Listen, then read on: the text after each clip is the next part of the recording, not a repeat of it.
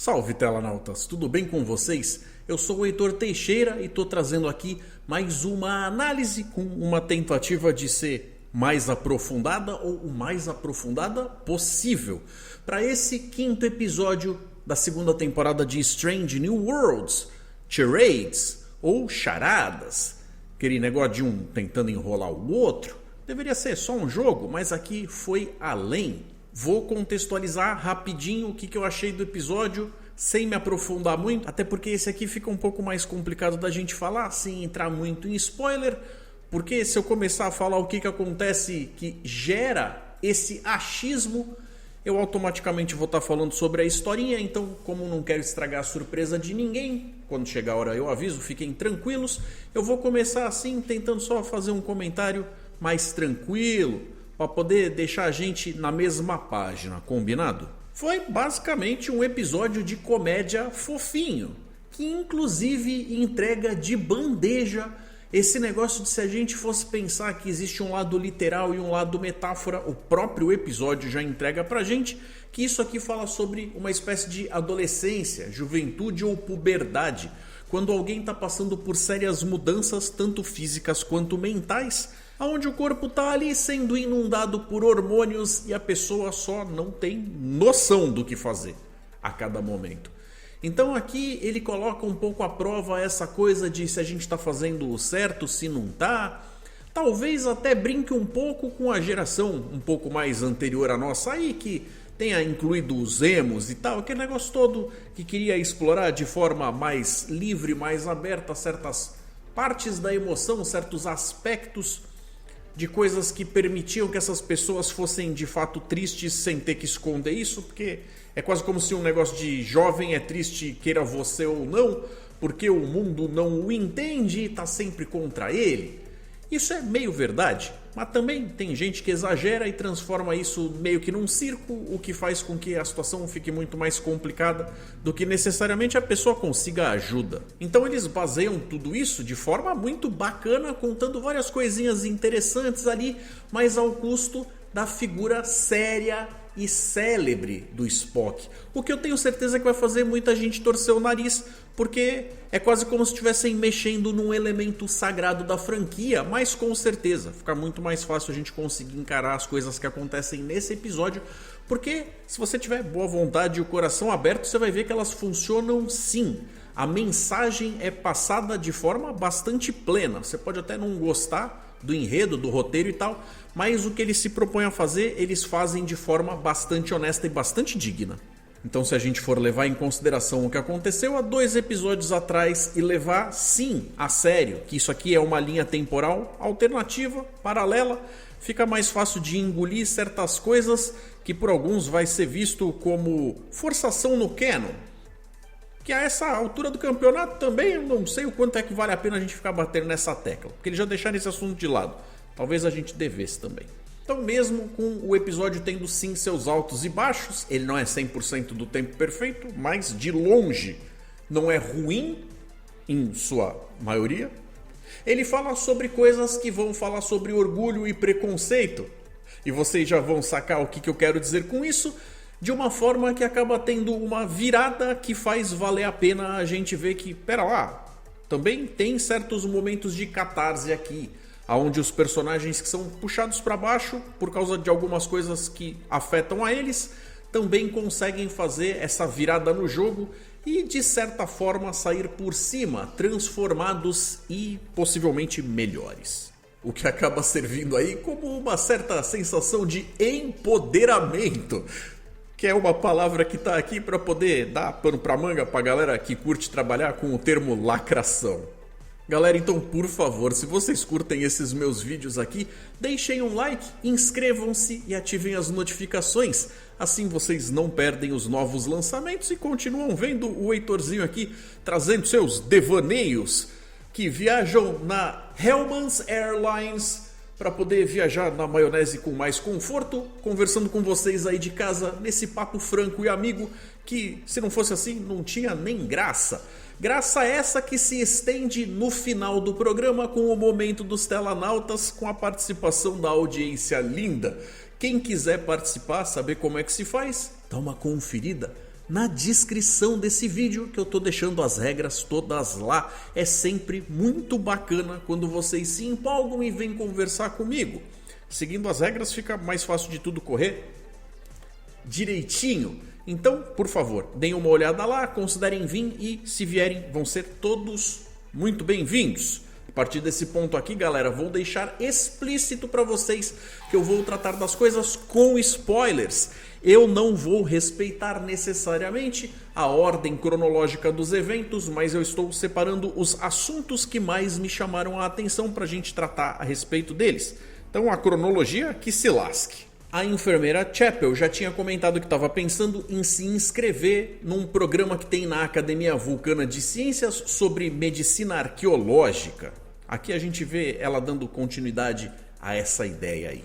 E olha só que coincidência, a Enterprise está indo exatamente para o sistema estelar Vulcano para pesquisar um negócio em uma das luas que fica mais afastada do sistema, aonde em algum momento já viveu uma civilização antiga que deixou uns artefatos lá que são muito esquisitos e que merecem uma olhada. Então, com esse papo da Enterprise está indo para lá, geram duas oportunidades que se alinham, sendo que uma é justamente a Chapel tendo a chance de fazer a entrevista dela para ver se ela é aprovada lá, que é meio que um vestibulinho verbal ali, que ela vai abrir uma tela para conversar com o sujeito e ver se ela é chamada ou não. E por outro lado a gente também tem o Spock, que por estar participando da Frota Estelar com esta vida no espaço, sempre embarcado numa nave, acaba não tendo condições de cuidar de certos assuntos da sua vida social vulcana. Este é o momento que acaba sobrando para ele conhecer os sogrinhos e fazer os rituaizinhos vulcanos lá que são super importantes. Não podem ser deixados para outro momento, porque senão a casa cai. Então, aí você me pergunta, qual é o dilema, Heitor? Mas qual é o problema? O que eles vão fazer para que esse episódio tenha algo que valha a pena ser contado? Bom, parte da ideia é que seria muito útil para a enfermeira Chapel ir lá pesquisar o que está acontecendo com o tal fenômeno na superfície, que tem a ver com uma galera muito antiga de alienígenas que é conhecida por ter uma medicina super avançada, coisa que ela acredita que se ela conseguir entender um pouquinho mais, inclusive vai aumentar as chances dela de entrar na tal academia com o papo da arqueologia de medicina e tal, e acaba sobrando pro Spock, que já ia ter que descer no planeta de um jeito ou de outro, dar uma carona para ela. Mas na tentativa, é claro que a porcaria agarra, eles acabam tendo um acidente e os alienígenas do tal evento que está acontecendo ali, naquele efeito que eles não entenderam exatamente do fenômeno, acabam pegando eles e eles têm essa necessidade, faz parte das leis daquele povo, que quando eles criam um problema eles têm que cuidar, só que quando eles olham ali, eles veem uma humana e meia com algo a mais que eles não entendem exatamente o que é. Então eles falam, ok, se essa daqui é 100% humana e se a matriz genética desse cara aqui não tá do jeito que devia, a gente conserta os dois como sendo 100% humanos. Então eles entregam os dois de volta, bem de saúde, tudo direitinho, e a nave inclusive consertada e limpinha. O problema todo é, o Spock é um mestiço. Não havia um problema com isso. O fato dele ser um filho de dois mundos não é como se devesse fazer um ser apagado em detrimento do outro. Isso faz parte da discussão do episódio. Talvez até daquela coisa de alguns jovens tentando se entender com o seu lugar no mundo. A que lugar eles pertencem? A família do pai? A família da mãe? O que acontece ali que deve fazer com que eles batam o pé e digam: eu sou eu mesmo, eu tenho os meus defeitos, as minhas qualidades, as minhas virtudes e devo ser julgado por mim? Ao contrário desse negócio de ter que ficar tentando agradar todo mundo, que quando a gente tenta agradar todo mundo, no fim das contas a gente não agrada ninguém. E aí parte do problema é que a família da T'Pring é de fato um pé no saco, cheia de regras exageradas, mais especificamente inclusive a própria mãe, já que o pai parece ser gente boa apesar de ser meio bananão. A mulher tem um comportamento super preconceituoso que inclusive me parece bastante ilógico. E aí, é claro, só pra dar tempero, só pra pôr um gostinho, se a mulher cismar que o Spock não é o cara certo pra casar com a filha dela, isso vai jogar o nome das duas famílias na desgraça, na lama. Não tem um bom motivo, mas é porque sim, senão a coisa não tem graça. O que, galera, eu posso até estar realmente muito longe, mas a leitura que eu faço é que esse aqui é o típico problema das aventurinhas contadas nos livros da Jane Austen. Eu vou ler um texto rápido aqui que eu separei para vocês, só para contextualizar e vocês terem a oportunidade de ver se vocês concordam comigo. Jane Austen foi uma romancista inglesa conhecida principalmente por seus 6 romances, que implicitamente interpretam, criticam e comentam a pequena nobreza britânica no final do século XVIII. As tramas de Austen frequentemente exploram a dependência das mulheres do casamento para a busca da posição social favorável e segurança econômica. Suas obras são uma crítica implícita aos romances de sensibilidade da segunda metade do século XVIII e fazem parte da transição para o realismo literário do século XIX. Seu uso hábil de comentário social, realismo e ironia mordaz ganhou aclamação entre críticos e estudiosos. Ao basear seus romances no contexto da vida cotidiana, tornando o enredo crível e proporcionando aos personagens principais um final feliz, Austen produziu uma literatura com a qual os leitores são capazes de se relacionar. Desde as datas de publicação, os leitores se apaixonaram pelas histórias que Austen criou. Então, meus queridos e minhas queridas, o que eu quero dizer com isso? Se a gente for ver as historinhas dos livros que ela escreveu, era sempre uma coisa onde você, se parasse para pensar, com os olhos de alguém que vive no mundo de hoje, não fazem o menor sentido. São coisas ali que, se 2 pessoas sentassem para conversar, fossem honestas umas com as outras, o problema se resolvia em uma tarde.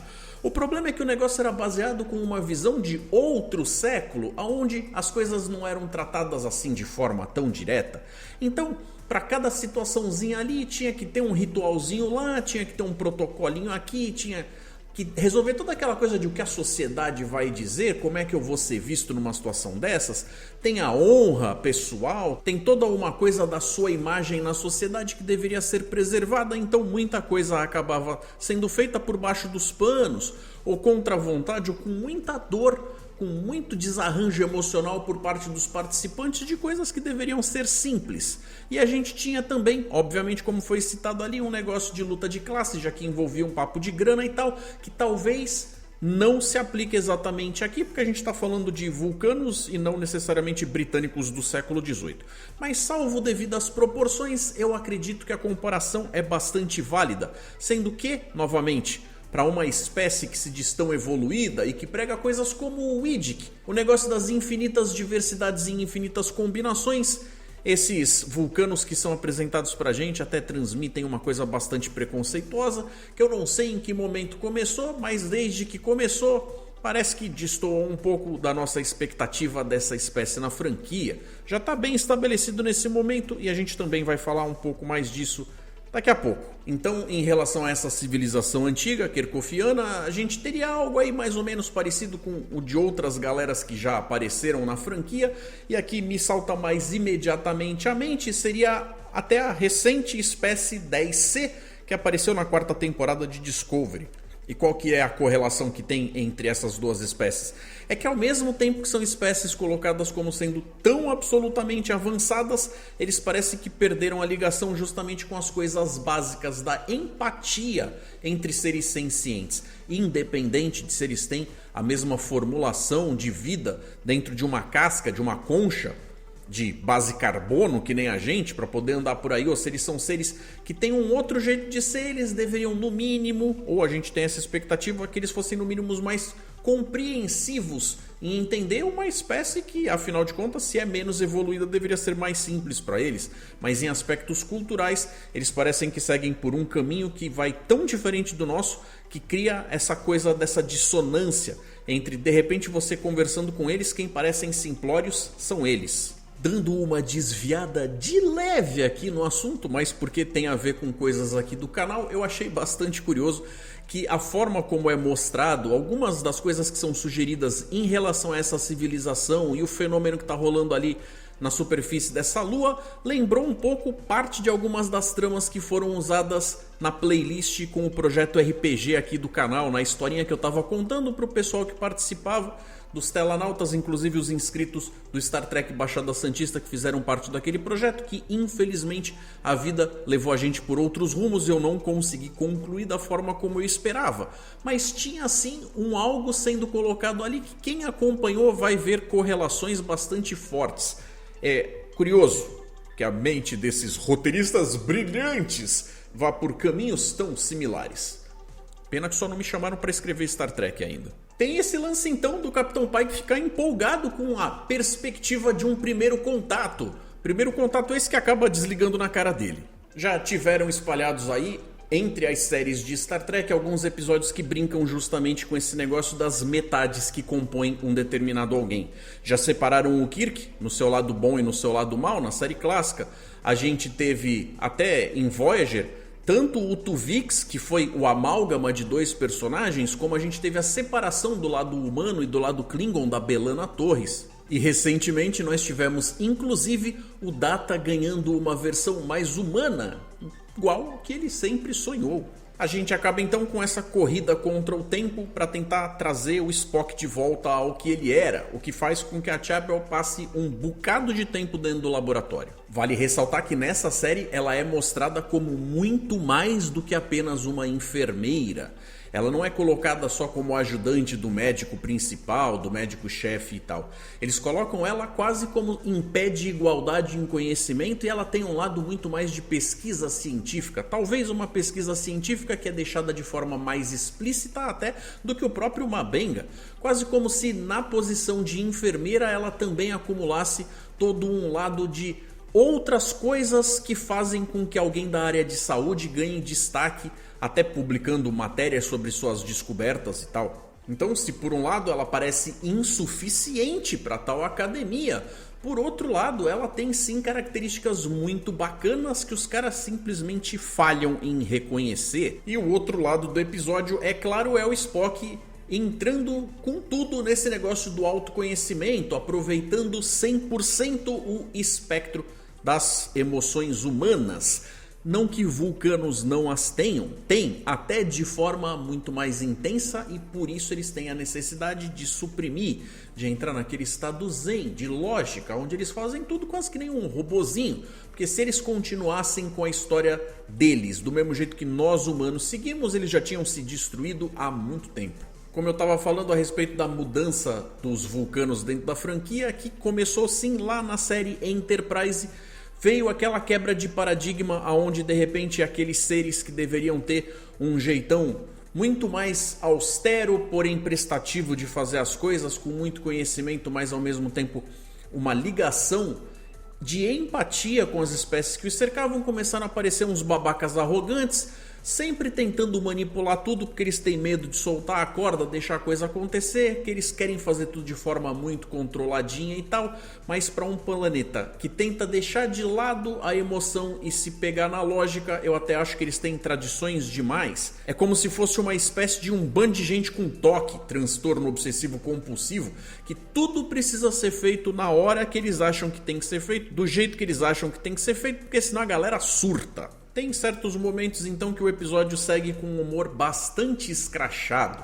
Tem momentos que é sutil, mas eles às vezes chutam o balde, levam a narrativa para um negócio ali de uma comédia romântica, mas também tem seus exageros e tem certos momentos onde, se eles não tomassem cuidado, cair para lá do muro era fácil e a sujeira ia estar feita. O que dá para a coisa toda um aspecto bastante juvenil. Então, se alguém citar a Malhação aí, eu não vou nem achar que está deslocado. Como eu tinha falado, então, eles decidiram que essa altura do campeonato o canon que se lascasse. Porque tem certas coisas aqui que são muito difíceis de conciliar. A própria existência do Samuel Kirk dentro da nave, que nunca tinha sido citada dessa forma lá na série original.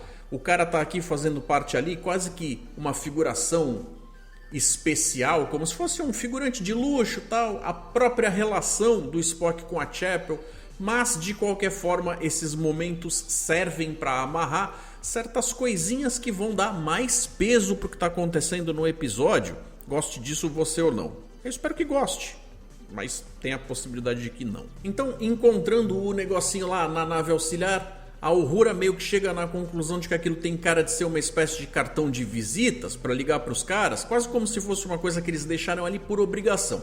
Mas na tentativa, dá aquele boi na linha, os caras ou muito de má vontade ou porque não tem as manhas mesmo de ter uma conversa franca, acabam se mal interpretando e desligam na cara de uma maneira tão extremamente frustrante que faz com que a gente se pergunte se eles são tão evoluídos assim.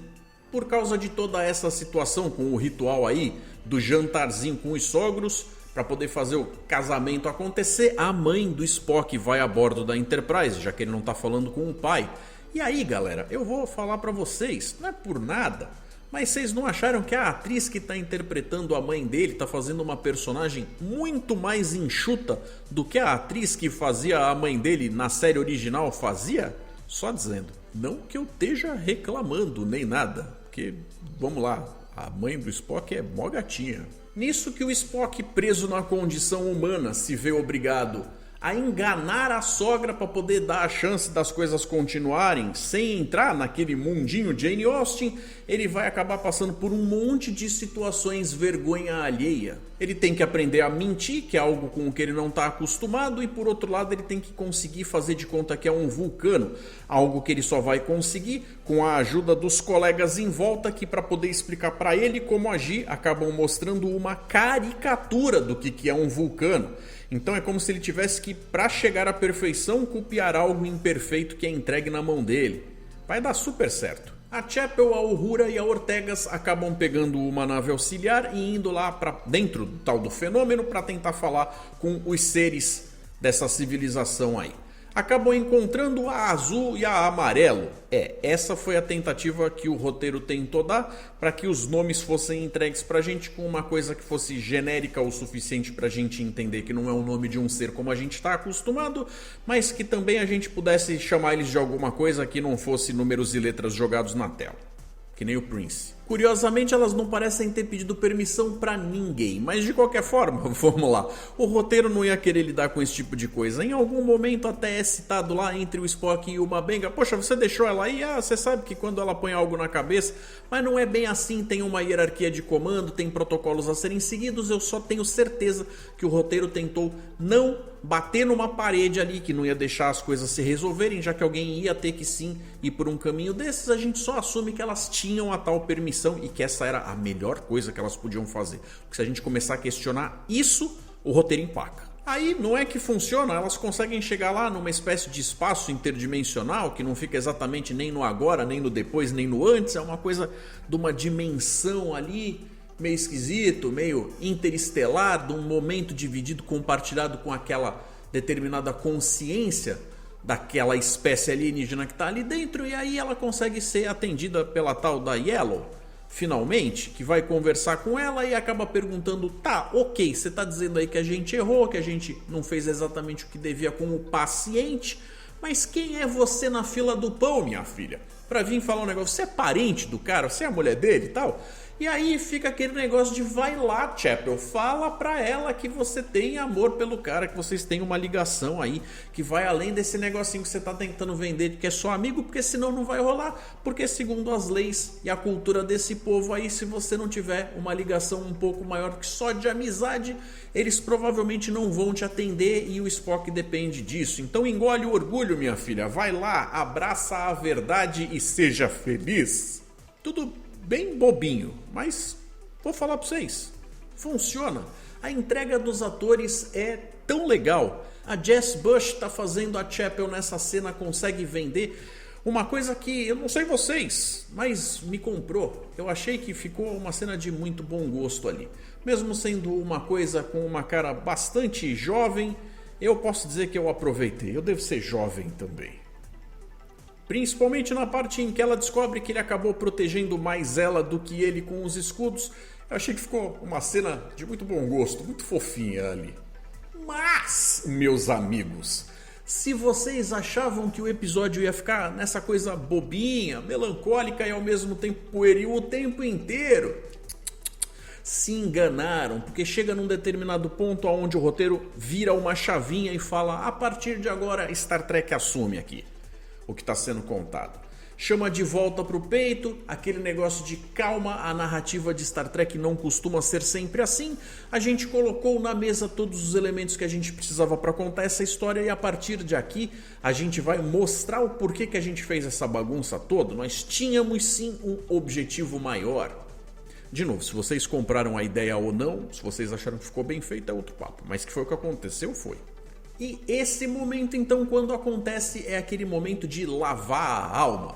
É o momento onde tanto o Spock quanto a Chapel têm a chance, a oportunidade de virar para os seus opressores e falar, não é bem assim, pera lá, o que vocês estão fazendo não é certo, e cada um à sua moda acaba conseguindo tirar esse peso de cima de si. Veja, existe sim uma discussão paralela aqui de se o que está acontecendo ali merecia ser feito daquela forma ou não, ou se essa rebeldia é injustificada. Mas que do ponto de vista da audiência, conseguir ver algo daquele tipo acontecendo com pessoas que estavam sofrendo por coisas que não deveriam, é muito gostoso. Então, depois de passar por toda essa situação, na qual o Spock acabou sendo julgado por uma pretensa futura sogra, que olhava pra ele com cara de, mas você é meio defeituosinho aí, né? Esse negócio de ser mestiço é quase como uma deficiência física e tal. Você passou aí por todo esse ritual aqui, mesmo sendo meio humano, quando ele olha e fala, pois é, porque se eu fosse um humano todo eu não tinha conseguido, né? Então, e eu era, tá? Eu era, só avisando pra senhora, eu era. Puxa as orelhinhas, mostra a situação.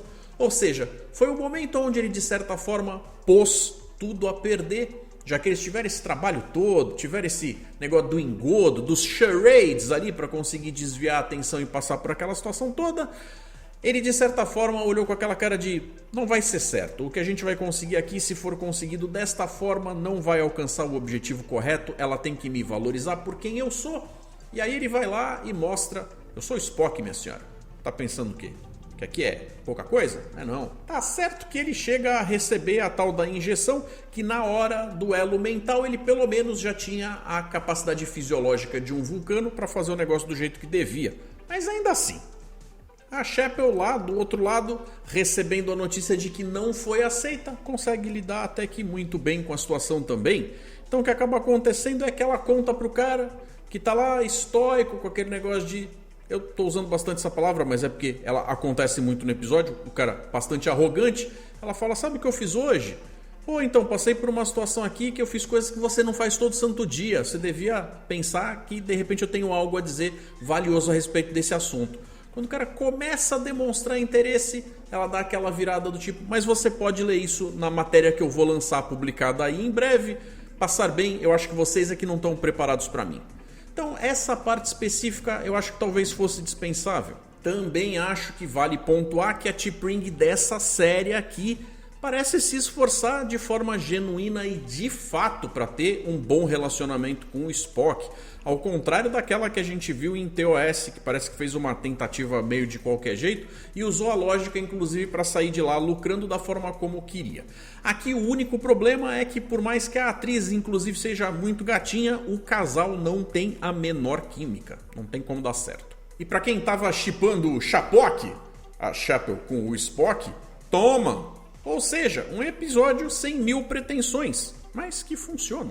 Eu fico curioso para saber a opinião de vocês em relação a esse negócio do momento da virada, da quebra do tom. Quando o Spock resolve puxar as orelhas postiças e mostrar que ele de fato era humano, vocês aí de casa concordam comigo que teve uma virada ali onde a interpretação do ator ficou completamente outra e ele fez sim um bom trabalho tentando fazer um humano se passando por um vulcano e um full vulcano ou quase isso quando ele de fato volta a ganhar a injeçãozinha com o genoma que corrige as coisas para ele. Eu senti que tem um momento de divisão bastante clara que eu fiquei muito satisfeito tanto com a direção quanto com a atuação. O Ethan Peck mandou muito bem. Foi um episódio leve, mas a mensagem que foi embutida ali foi transmitida de uma forma que talvez para mim fique até um pouco difícil colocar em palavras. E aqui, do ponto de vista emocional, eu acho que eles foram sim bastante eficientes. Vocês concordam comigo? E nós chegamos então no momento dos telanautas. com a contribuição da audiência, e para participar vocês têm que conferir as regras na descrição desse vídeo. A gente vai falar sobre o que o pessoal mandou sobre o episódio de Star Trek Strange New Worlds da semana passada. Mas lembrando o seguinte, galera, quando vocês não cumprem exatamente com o que está nas regras que eu proponho, às vezes eu sou obrigado a dar uma encurtada. O Kazakamatsu participou, mas ele mandou uma parede de texto, então eu dei uma resumida. Gostei mais do episódio pela sua incursão filosófica, que foi excelente. Eu gosto de Star Trek, além de ser mais científico, tem sua natureza filosófica. Eu vejo que o ponto central do episódio é a memória, pela presença e ausência dela, e suas implicações nos relacionamentos individuais e sociais.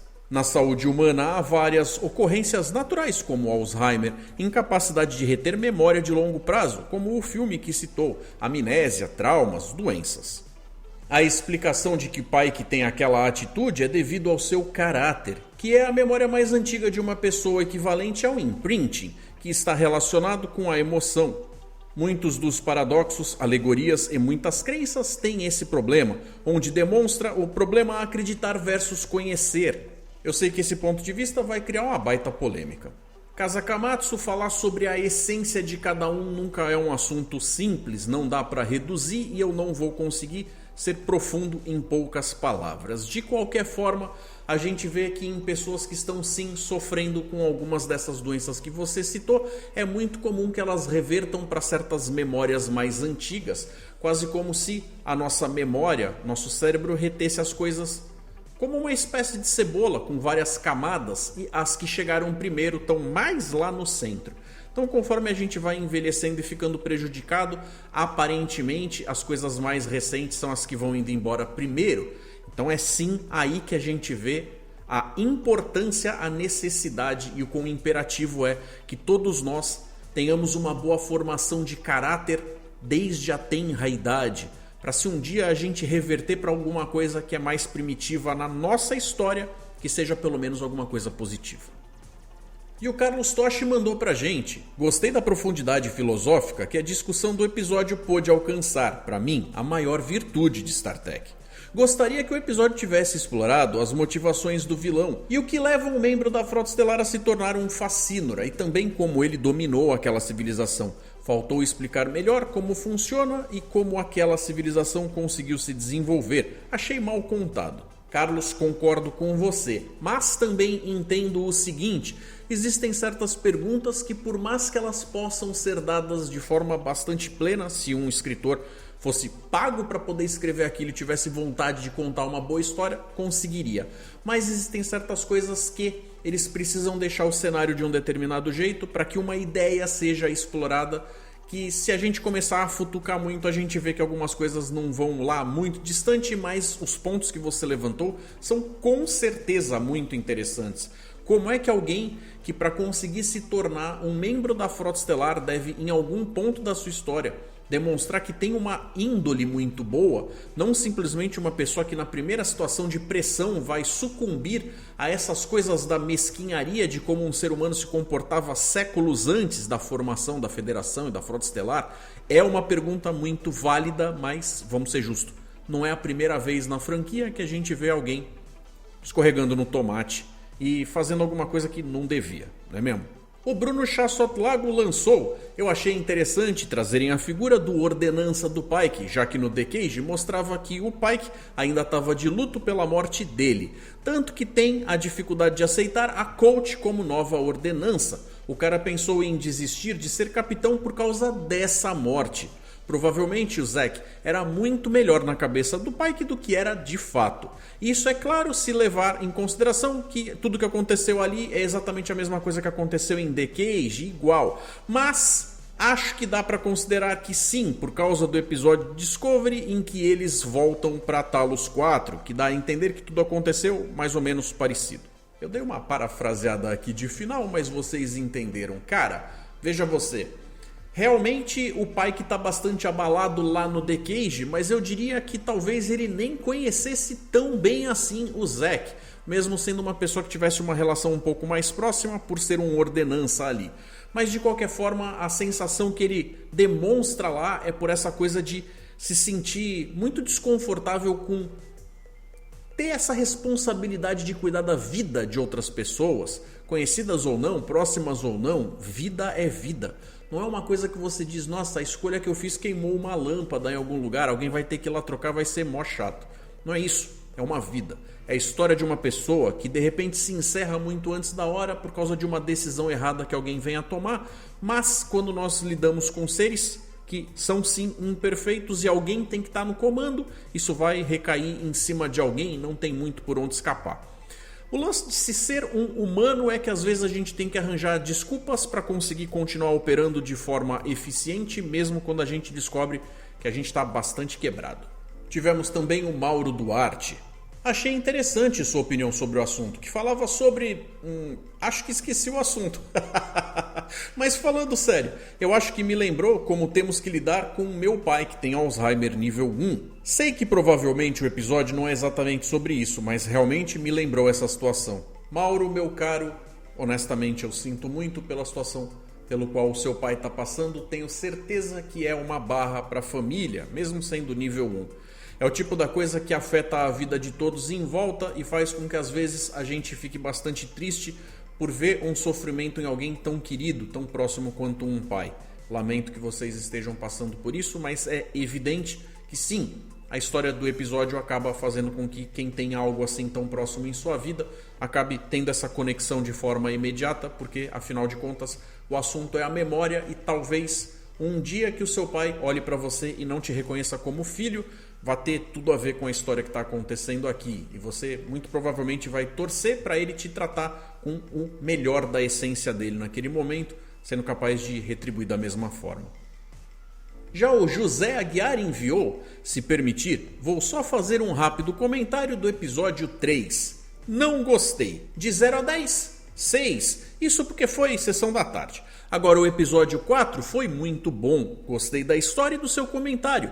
Pena que a timoneira é pouco colocada em evidência. Gostamos dela, eu e minha esposa. De 0 a 10, 8,5. José, muito obrigado por participar. Se a esposa estiver vendo esse vídeo aqui com a gente, forte abraço para a esposa também. Vocês sempre participam, são muito bem-vindos. Eu acho que o outro episódio que você falou, que pareceu mais sessão da tarde, teve também seus momentos interessantes e é um dos mais relevantes de Star Trek dos últimos tempos. Tenha gostado da historinha dele você ou não, pelo fato dele estabelecer esta linha do tempo alternativa que talvez facilite até com que a gente engula melhor o Spock que aparece nesse episódio aqui. De qualquer forma, o episódio da semana passada teve sim uma proposta mais cabeçuda, mas que também é aquele negócio. Às vezes a gente tenta encontrar informações mais densas aonde talvez nem fosse tanto. Mas essa é a graça de Star Trek, não é mesmo, galera? Então, meus queridos, creio eu que eu consegui cobrir de forma mais ou menos intensa todas as coisas mais relevantes que aconteceram com esse quinto episódio aí, onde o Spock acaba virando humano. E a gente também se divertiu aqui no momento dos Telanautas, que eu fico muito grato de vocês terem participado, porque sem vocês não tem a menor graça. Quem quiser fazer a mesma coisa que os nossos Telanautas, deem uma conferida. Na descrição do vídeo tem as regras, é só mandar o texto de vocês. O que vocês mandarem nesse vídeo aparece na semana que vem. O convite está feito inclusive para vocês participarem com a invasão secreta que está acontecendo da série da Marvel também. Se quiserem dar uma passada lá, vai ser muito bacana recebê-los.